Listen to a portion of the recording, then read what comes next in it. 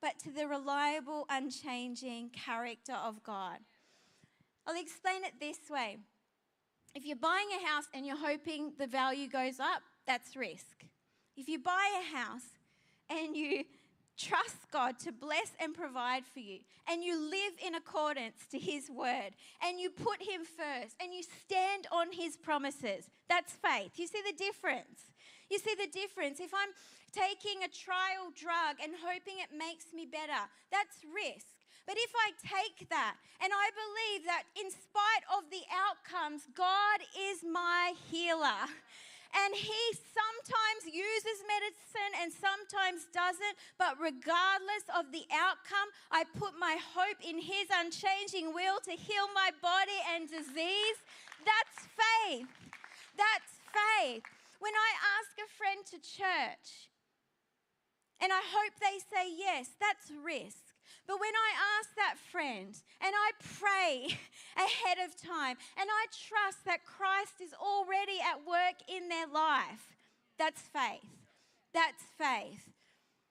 We got to operate from that place in faith where we don't put the emphasis on the outcome, but we place the emphasis on our own obedience.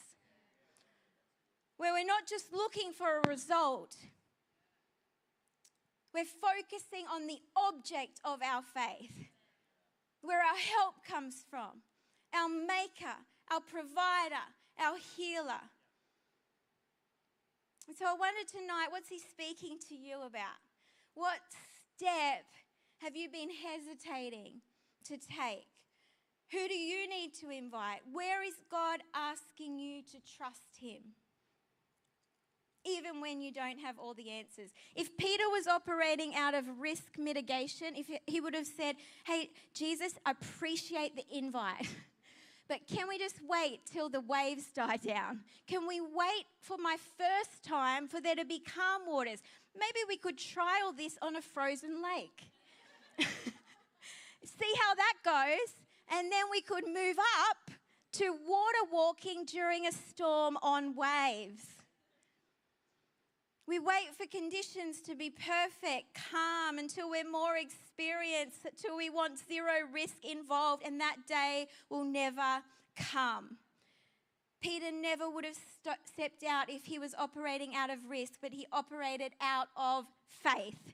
Faith. Men and women who are getting baptized here tonight, they would not be getting in a tank of water in front of all of you if they were operating out of risk.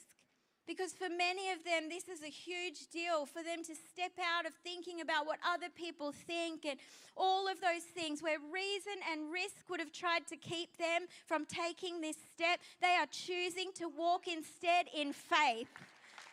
They are putting Jesus first. Where He says come, they are coming. It's simple faith.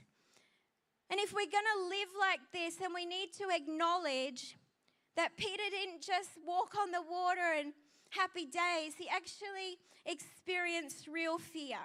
The Bible says in Matthew 14:30, but when he saw the wind, he was afraid, and beginning to sink, he cried out, Lord, save me. And immediately Jesus reached out His hand and caught him. You of little faith, He said, why did you doubt? It's okay to talk about the fact that our faith journey, we can experience faith and we can experience doubt. Those things, those questions, did God really say? Is He really good? Can I really trust? What if He fails? What if He doesn't show up? As much as we want to accept that these things happen and it's normal and natural to be confronted by our own fear, by doubt, by insecurity, we should not normalize it to the extent that we begin to accept a climate of fear and doubt and insecurity. Because fear, doubt, and insecurity will hold us back and will stop us and will cause our feet to be frozen and not able to take a step towards the Lord. And so what do we do if we're facing fear, doubt, insecurity? Hebrews 13:6 says, so we say with confidence, the Lord is my helper. I will not be afraid. What can mere mortals do to me? We take our fears to our helper. We take our fears of health, of relationship, job challenges, finances, whatever it is, we take them to the Lord in prayer and we let him carry them.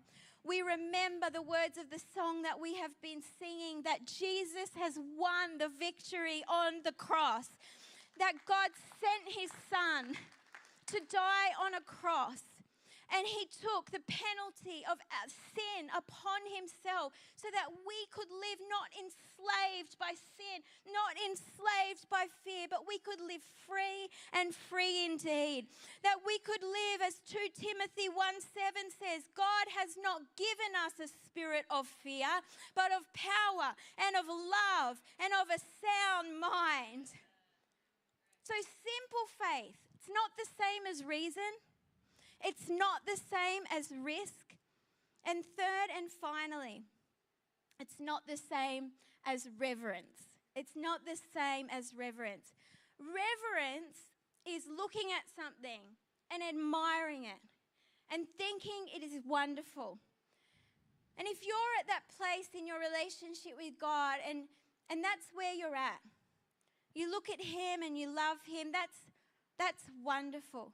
But the Bible shows us that when we become a Christian, that the reverence we have in our heart can't help but spill over into how we speak, into how we act, into how we live our lives. And the closer we get to Jesus, the more like him we become. Where reverence honors God, faith acts on that belief. Faith is not passive, it's meant to be expressed. It's being expressed tonight through baptism. It's expressed through obedience, it's expressed through trust, and it's expressed through worship. The conclusion of this story is found in Matthew 14:33. After the disciples saw what had happened, and as Peter had stepped out, and as Jesus had saved him, the Bible tells us those who were in the boat worshipped him, saying, "Truly you are the Son of God." The only logical response when you encounter Jesus and when you see what he does in your life and how he works, the only logical response is worship. Worship, adoration, surrender, an expression of our faith. Simple faith is a worshiping faith. We were at the Painesville Music Festival last night, and Isla had her favorite song come on. And it's the song, "I'm blue, yabbity, yabbida, yabbity, yabbida." It's her favourite song at the moment. No judgment, please. And she runs to the front and she's dancing down the front by herself,